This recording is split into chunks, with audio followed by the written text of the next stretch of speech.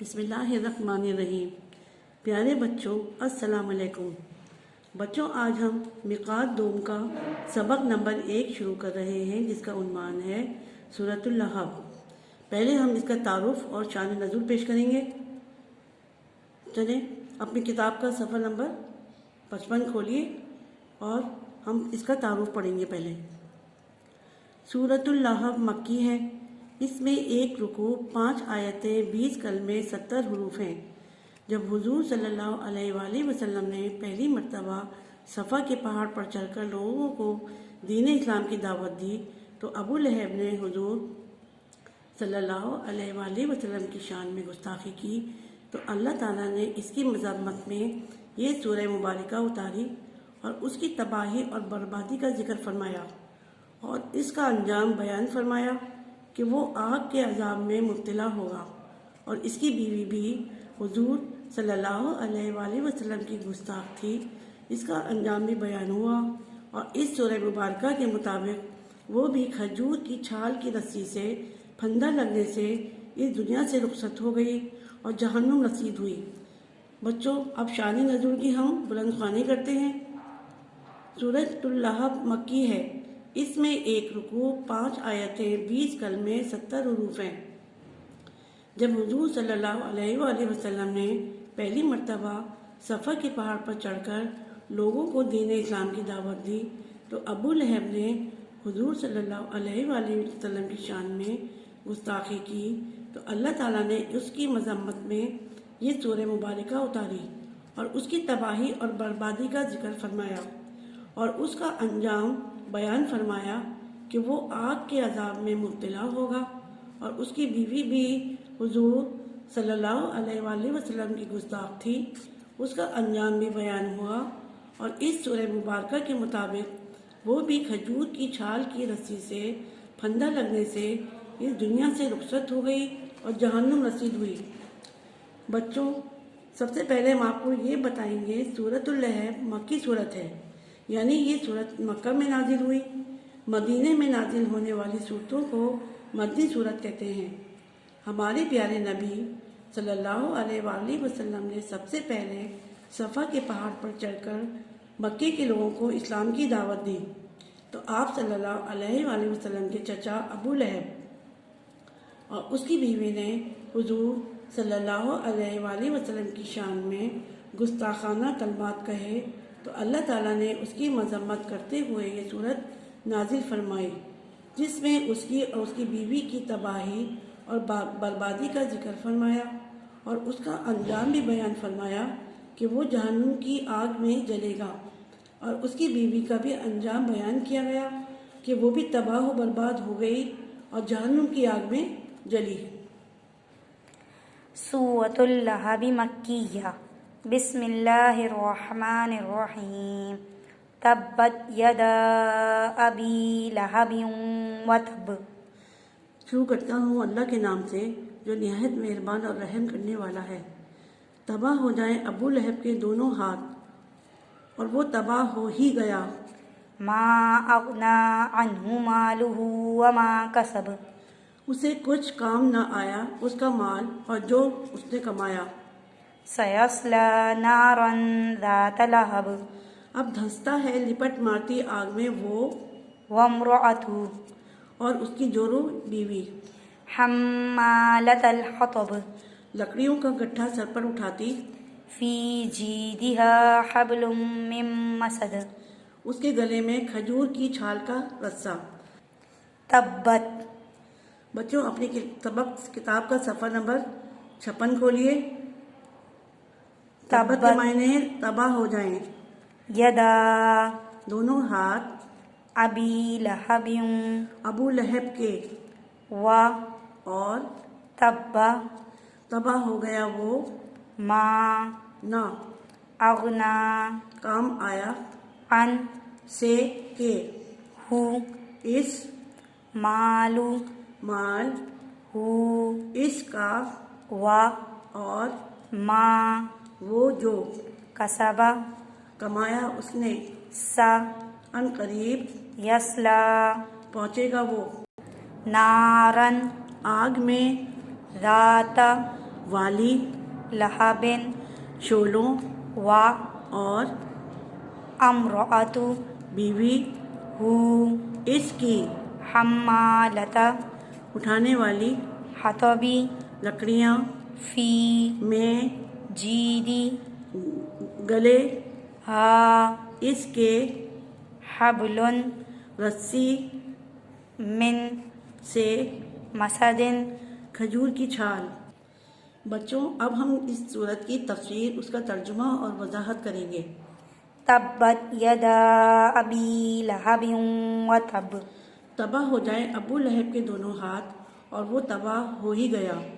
ابو لہب نے حضور صلی اللہ علیہ وآلہ وسلم کی شان میں بکواس ہی نہیں کی، بلکہ پتھر اٹھا کر حضور صلی اللہ علیہ وآلہ وسلم پر پھینکنا چاہا تو اللہ تعالیٰ نے اس کے ہاتھوں سے قوت ختم کر کے روک دیا۔ چونکہ اس نے دونوں ہاتھوں سے اٹھایا تھا، اس لیے اللہ تعالیٰ نے اس کے لیے فرمایا تبت یدا ابی لہب، یعنی اس آیت میں بتایا گیا ہے کہ جب ابو لہب نے حضور صلی اللہ علیہ وآلہ وسلم کو پتھر کے ذریعے نقصان پہنچانے کی کوشش کی تو اللہ تعالیٰ نے اس کے ہاتھوں کی طاقت کو روک دیا اور فرمایا کہ ابو لہب کے دونوں ہاتھ تباہ ہو جائیں۔ ما اغنا عنہ مالہ وما کسب اسے کچھ کام نہ آیا اس کا مال اور نہ جو کمایا۔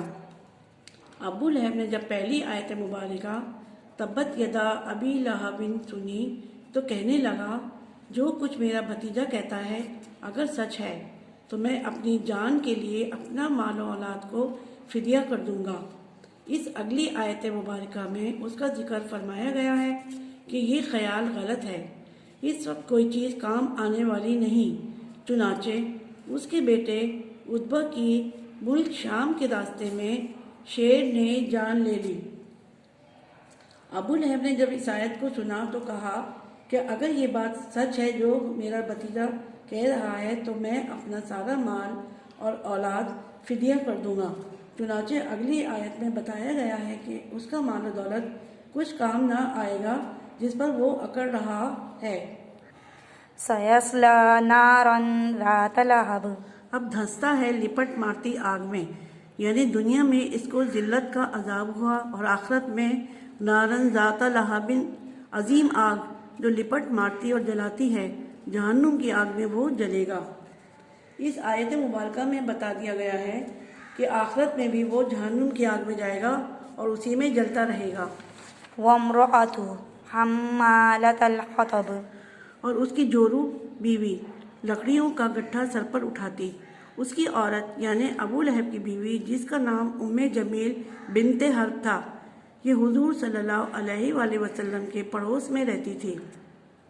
یہ عورت کانٹوں کا گٹھا اٹھا اٹھا کر پیارے آقا صلی اللہ علیہ وآلہ وسلم کے راستے میں بکھیر دیا کرتی تھی تاکہ آپ صلی اللہ علیہ وآلہ وسلم کو معاذ اللہ عز و جل چبھیں یا آپ صلی اللہ علیہ وآلہ وسلم کے دامن کے ساتھ چمٹیں تو آپ صلی اللہ علیہ وآلہ وسلم کو تکلیف ہو۔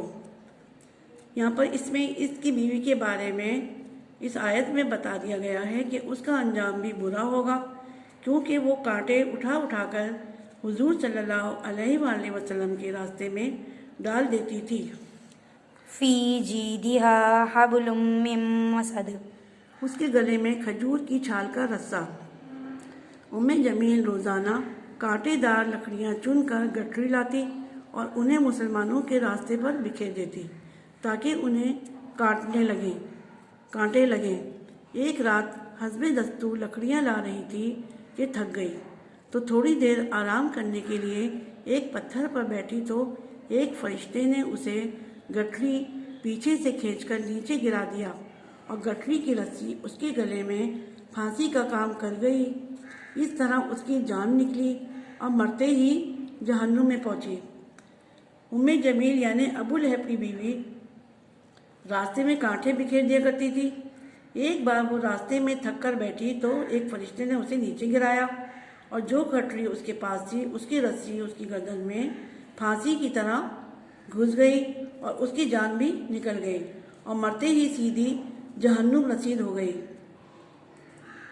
خلاصہ नंबर 1, हुजूर सल्लल्लाहु अलैहि वसल्लम की गुस्ताखी करने वाला अल्लाह के अजाब का शिकार होता है। नंबर 2, हुजूर सल्लल्लाहु अलैहि वसल्लम ने पहली मर्तबा आम दावत इस्लाम कोहे सफ़ा पर दी। नंबर 3, अबू लहब हुजूर सल्लल्लाहु अलैहि वसल्लम का चचा था और सख्त गुस्ताख था। नंबर 4, अबू लहब की बीवी का नाम उम्मे जमील था और वो भी हुजूर सल्लल्लाहु अलैहि वसल्लम की सख्त गुस्ताख थी और अल्लाह अज़्ज़ व जल के अजाब का शिकार हुई।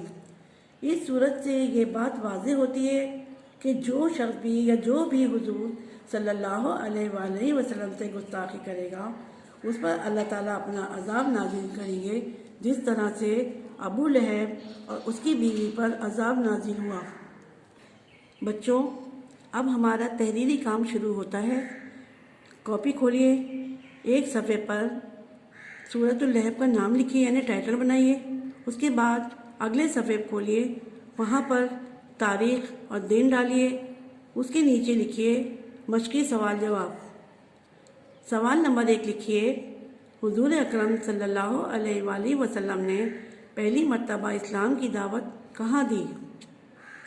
इसका जवाब लिखिए, हुजूर अकरम सल्लल्लाहु अलैहि वसल्लम ने पहली मर्तबा सफ़ा पहाड़ पर चढ़कर लोगों को दीन इस्लाम की दावत दी। सवाल नंबर 2, ये सूरत किस की मज़म्मत में उतारी गई? इसका जवाब है, हुजूर सल्लल्लाहु अलैहि वसल्लम की शान में गुस्ताखी करने वाले अबू लहब की मज़म्मत में ये सूरत नाजिल हुई। इसका सवाल नंबर 3 है, अबू लहब ने जब ये आयत सुनी तब्बत यदा अबी लहबिन तो क्या कहा? इसका जवाब लिखिए, अबू लहब ने जब ये आयत मुबारक सुनी तो कहने लगा, जो कुछ मेरा भतीजा कहता है अगर सच है तो मैं अपनी जान के लिए अपना माल और औलाद को फिदिया कर दूंगा। बच्चों, अगले सफ़े पर सवाल की हेडिंग डालिए, खाली जगह पूर करें। नंबर 1 है, अबू लहब हुजूर अकरम सल्लल्लाहु अलैहि वसल्लम का डैश यानी क्या था? चचा था। नंबर 2, अबू लहब की बीवी का नाम डैश उम्मे जमील था। नंबर 3, अबू लहब के बेटे का नाम डैश उतबा था। नंबर 4, अबू लहब के बेटे की जान डैश ने ली यानी अबू लहब के बेटे की जान शेर ने ली। बच्चों, अब आपका ये सबक ख़त्म हो गया है। सारा काम अपनी कॉपी में अच्छी लिखाई में अच्छी तरह से जो मैंने आपको तहरीरी काम बताया है वो सारा काम आप अपनी कॉपी में करेंगे, अपनी ही लिखाई में करेंगे। कोशिश करें कि किसी और से ना करवाएं बल्कि अपनी ही लिखाई में काम करें इंशाअल्लाह।